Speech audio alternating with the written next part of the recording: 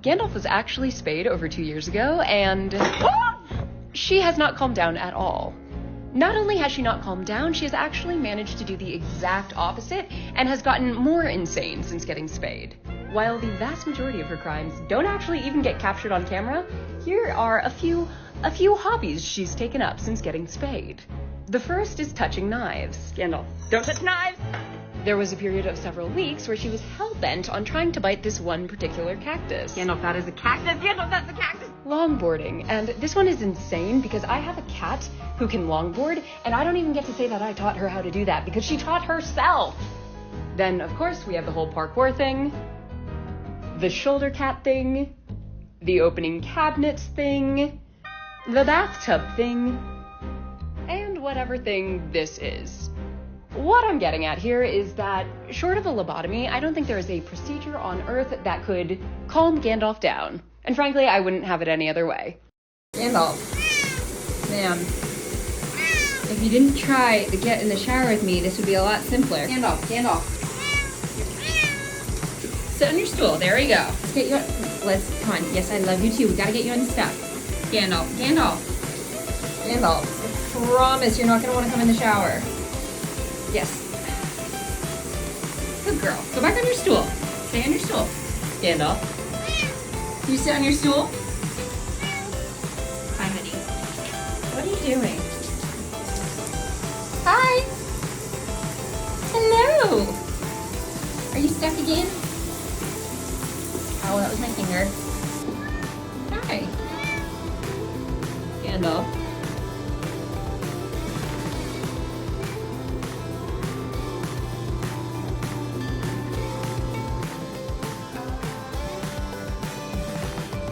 What?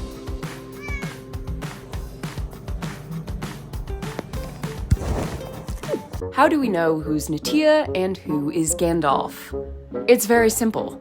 We don't. Every day in this house is a crapshoot, and most of the time, we can't tell them apart. If the situation is dire, for example, if we need to take one of them to the vet and we urgently need to know who is who, we will simply take a coffee mug, place it a few inches from the edge of a table, and whomever knocks it off first is Gandalf. But in all seriousness, there's a few easy ways to tell them apart, mostly by their markings. If you look on the back of their necks, they both have a big spot. Gandalf's is gray, you can think like Gandalf the Grey, and Natia's is a more beigeish brown color. Also, as my lovely followers have pointed out, their head markings kind of resemble hair. Natia has more of a sensible middle part going on, while Gandalf has rebellious side bangs. That being said, I maintain that the actual single best way to tell these two apart is by looking into their eyes. If you see kindness and grace and wisdom, you are looking at Natia. If you see mischief and chaos and possibly pyromania, that's Gandalf. You're very cute. I love you. I love you so much. You are gonna fall right off of there, Gandalf. Don't touch that, don't touch that, don't touch. This is Gandalf, and Gandalf is head over heels, out of her mind, obsessed with sparkly pom-poms. She's obsessed with sparkly pom-poms, and it's also Halloween. So, in the natural progression of things, I thought, what better Halloween costume could there possibly be for Gandalf than dressing her up as one of her beloved sparkly poms? So that's what we're gonna do. I've got her harness here, and I also have this bunny tail, which I found at Party City, and which is essentially just a gigantic sparkly pom. Gandalf is already excited about it, as she should be. Now that she's in her harness, Gandalf knows that something fun is about to happen. She doesn't know what, but she is hyped all the same. I attach that bunny tail to her harness, and voila! Here is the fit. Here is Gandalf's first sparkly pom-pom encounter as a sparkly pom-pom herself. Look at her. Look at how proud she is. Look at how proud her mom is of her. I am a big fan of this. I think she wears it well. And honestly, this was an excellent way to spend a Monday morning, if I do say so myself. Here is a young Gandalf attempting to cannibalize her brother Dave. In this video, they were around 3 months old, and Gandalf had already discovered her inexplicable passion for trying to consume Dave alive. This hobby of hers actually started quite early in life, as if 3 months isn't early enough, and I think the first time she actually tried to fit Dave's entire head in her mouth was when she was around 4 weeks of age, if that. In my opinion, the only thing stranger than the fact that Gandalf does this is the fact that Dave just kinda takes it. Now, he may be conditioned to do so. He's grown up with this for his entire life. He doesn't know a reality in which his sister does not try to cannibalize him. But be that as it may, I do think he is remarkably okay with it. I think it's fair to say that Dave just innately understands who has the upper hand. There is Natia, by the way.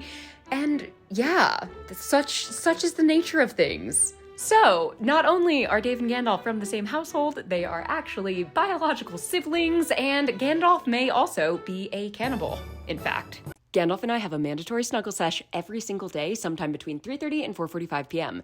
This is what happened when I got sidetracked today and forgot. What, honey? Yeah? Yeah? Honey?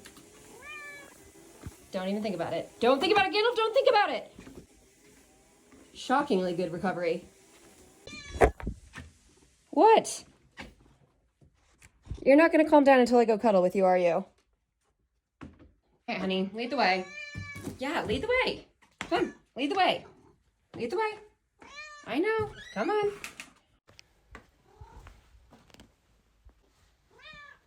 At the end of the day, we got our snuggle session in before it was too late, and that's really all it took to calm Gandalf down and restore order to her world once more. Please enjoy this video of Gandalf pretending to be completely unaware of her crimes as she commits them. Are you kidding me? I love having cats because sometimes you just find them, like this. You never know what they're gonna do next. It's absolutely magical. I just found this video of Gandalf as a kitten, and I feel like it's the perfect example of how cats really just want to be included. I say this with love, but Gandalf is the least chill living organism I have ever met in my life. And I mean, I went to art school, so I do not say that lightly. But be that as it may, for all of her chaos and mischief and what have you, the moment that she is allowed to become an active participant in whatever it is that's transpiring, she calms down. She just wants to take part and be included. And obviously, this does not translate well to every single aspect of our lives, but in those that it does, it really is worthwhile. Whether that's attempting to make espresso with one hand while holding her in the other, or just cooking with her and letting her smell each ingredient as we go along, or just, I don't know, walking around the house and showing her stuff. It really is just such good enrichment for cats like Gandalf. And if you have a cat like Gandalf who you like to incorporate into your daily routine, let me know how. We're always looking for new suggestions. Every time I go back through the archives, I find some new bit of information that completely recontextualizes why my cats are the way that they are. For example, each and every year when the weather gets cold, Gandalf gets absolutely hyped about attacking boots. If Gandalf sees a boot, she's going to attack it. No boots are safe in our house. I, in my ignorance, assumed that this was a relatively new phenomenon. But you know what? It wasn't, and I've been blind. Subsequent analysis of historical footage revealed that Gandalf's love of fighting footwear actually extends all the way back to her infancy. This video was taken on February 18th, 2021. Gandalf was 7 weeks old. I'm honestly so grateful that I took as many kitten videos as I did, because in hindsight, the foreshadowing was so evident and I missed so much of it. Watching these old videos is like going back and rewatching your favorite TV show and realizing just how much you didn't pick up on the first time around. We're gonks. We have a special pot that we only use for Gandalf.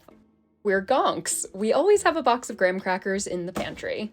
We're gonks. We keep our toilet paper on a basket on top of the toilet because if we put it on the holder, Gandalf will shred it. We're gonks. We have to keep unused wreaths safely out of reach because if Gandalf gets a hold of one, she's not gonna let it go. We're gonks. We use oven mitts more for giving Gandalf treats than for cooking.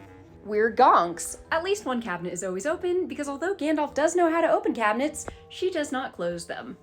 We're gonks. We occasionally start conspiracy theories about Gandalf being cloned. We're gonks. We always have a fresh stash of sparkly pom-poms on hand. We're gonks. We're permanently scratched up from Gandalf piloting us around. We're gonks. We don't ever have full matching sets of glassware, because Gandalf always breaks at least one. We're gonks. And Gandalf agrees.